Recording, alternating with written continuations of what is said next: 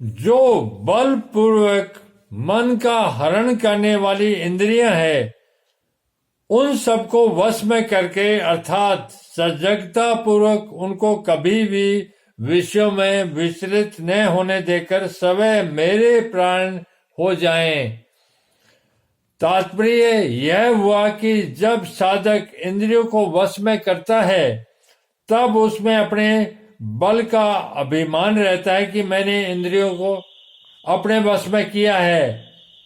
यह अभिमान साधक को उन्नत नहीं होने देता और उसे भगवान से विमुख करा देता है। अतः साधक इंद्रियों का संयमन करने में कभी अपने बल का अभिमान न करे, उसमें अपने उद्योग को कारण न माने, प्रत्युत केवल भगवत कृपा को ही कारण माने कि मेरे को इंद्रियों के संयमन में जो सफलता मिली है वह केवल भगवान की कृपा से ही मिली है।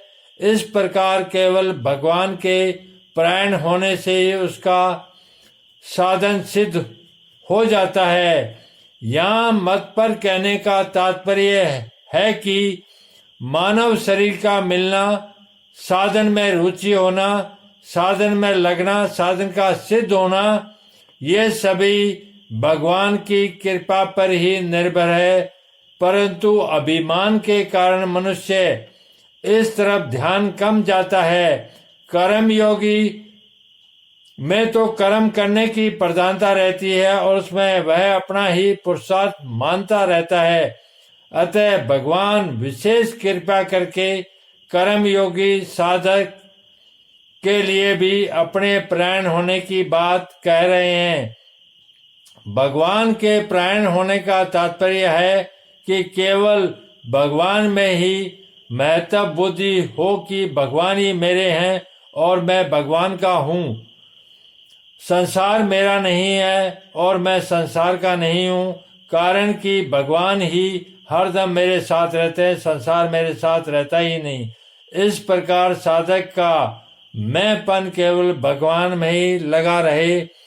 कर्म योग का प्रकरण होने से यहाँ भगवान को कर्म योग के अनुसार उपाय बताना चाहिए था, परंतु गीता का अध्ययन करने से ऐसा मालूम देता है कि साधक की सफलता में केवल भगवत प्राणता ही कारण है। अतः गीता में भगवत प्राणता की बहुत महिमा गाई गई है। जैसे जितने भी योगी हैं उन सब योगियों में श्रद्धा प्रेम पूर्वक मेरे प्राण होकर मेरा भजन करने वाले श्रेष्ठ हैं। छठे अध्याय का 37वां श्लोक आदि आदि। वसे ही यशस्य इंद्रियामाणि तस्य प्रज्ञा प्रतिष्ठिता।